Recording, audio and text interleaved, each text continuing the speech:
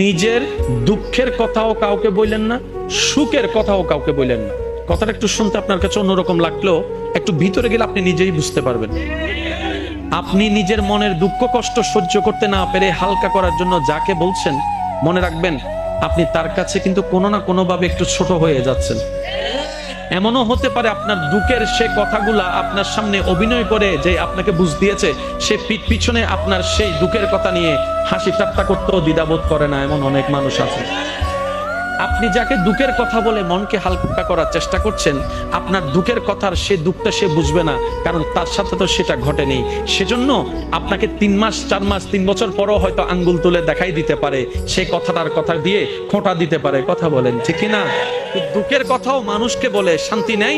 এবার আপনি বলবেন ভাইয়া সুখের কথা কেন বলবো না?